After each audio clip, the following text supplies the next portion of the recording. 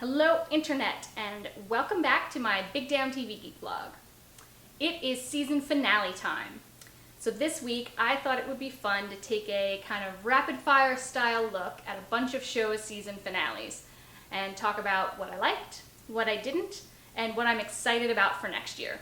To help you avoid spoilers for any shows I talk about that you might not be caught up on yet, I'm going to put timestamps for each show in the description. So you can jump around and pick and choose what shows you want to hear me talk about. So let's get right to it.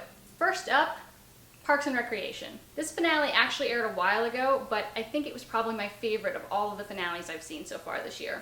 It was just a ton of fun. The Unity concert was a blast. I loved seeing a return appearance of Ben's game, The Cones of Dunshire, and it made me really happy to see Leslie realize it was time to move on from her position in the Parks Department and take the big fancy government job while still getting to stay in Pawnee. So it really could have worked even as a series finale and been nearly perfect. But the show opened up a really cool door for itself by jumping 3 years in the future at the end of the episode. And I'm really excited to see what they do next year. We have so many things we don't know about what all of the characters have been up to in the interim. You know, what is Ben's job now? What are April and Andy up to? Is Tom still running his restaurant, or has he found some other project he's doing? Lots and lots of questions, and I'm fully confident it's going to be really fun to see the answers and find out what these characters do in these last handful of episodes we get next year. Moving right along, we have New Girl. I will fully admit that this season of New Girl was not the greatest. I'm not sure the show ever really figured out how to write for Nick and Jess, the couple, so it's probably for the best that they've now broken up. But I did really like the finale and where it seemed to point the show going forward. Even if it was just the montage of Nick and Jess taking the grand romance package as a broken up couple, the finale would have been totally worth it, because that was hilarious. But I also dug the visual of the gang emerging from their locked cruise room after being stuck in there for 3 days. That was also good for a laugh. And I appreciate that the show has set up Nick and Schmidt bunking together for next year, because I think that could be very, very fun and help course correct Schmidt a little bit and get us back to some of the dynamics that worked so well in the earlier seasons. So I have cautious optimism that New Girl could be a very, very fun show again next year. Next, Agents of S.H.I.E.L.D.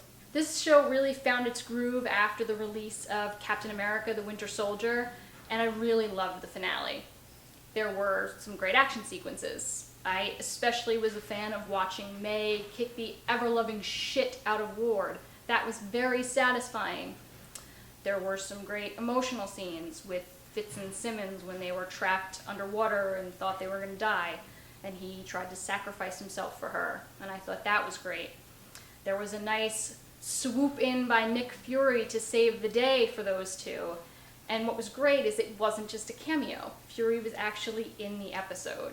He swooped in to save the day and then popped in on Coulson and snarked a little bit about how crazy Garrett was and appointed Coulson the new director of S.H.I.E.L.D. So it was fun to have Fury legitimately around for the episode.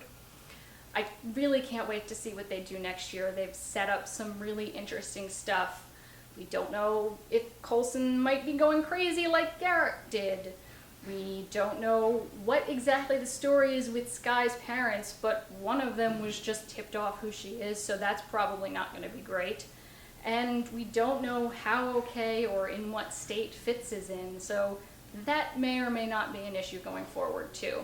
So I'm excited to see what they do next year and to see what other tie-ins they might have with the movie universe as a whole and how it ties in with the new Agent Carter series. So lots of exciting stuff in the Marvel TV world that I'm looking forward to in the fall. Next up, Castle. I know a lot of people online didn't love the whole Kate has a husband she didn't know about thing, but I thought it worked. Given her relationship with Castle, I find it totally believable she'd fall for a guy like Ronan, particularly when she was 19. Let's face it, she kind of has a type. And you do dumb shit when you're 19 years old, so I don't think it's that unreasonable that she would have gone to Vegas and gotten married. So that didn't bother me. Plus, I really love Eddie McClintock, and getting to watch him do his thing alongside Nathan Fillion was really, really fun. What I didn't enjoy was watching the show set up this beautiful, perfect wedding with relocating to the Hamptons and Kate wearing her mother's wedding dress and Martha having this sweet moment where she gave Kate those earrings that she hadn't given Castle's other two ex-wives, just to have something awful happen to Castle in the last 2 minutes of the episode and no wedding happen. I get wanting to have a cliffhanger and something exciting to come back to in the fall, but couldn't we have had the wedding and then had the cliffhanger? Wouldn't that have worked just as well? It made me mad. And I'm willing to concede it will probably be something interesting in the fall. Maybe Jerry Tyson, maybe some of Bracken's guys, maybe someone tied to Castle's father. But for right now, I'm mostly just annoyed. Last but not least, a show that was canceled that I'm super bummed about, Trophy Wife. This was a lovely last visit with the Harrison clan. I'm going to miss all of their ridiculous family shenanigans, but I'm glad we got to see a whole bunch of them in this last episode.